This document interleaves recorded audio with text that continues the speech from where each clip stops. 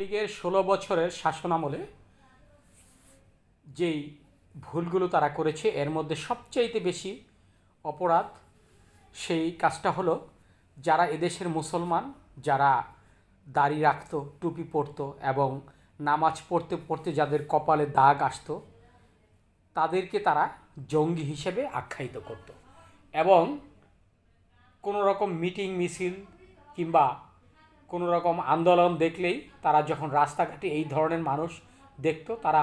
আন্দোলন করুক আর নাই করুক তারা তাদেরকে গ্রেফতার করতো। এই যে বিষয়টা, এটা দেশের জন্য যতটা ক্ষতি, এটা ইসলামকে অবমাননা করা, অন্যদিকে একটি ধর্মকে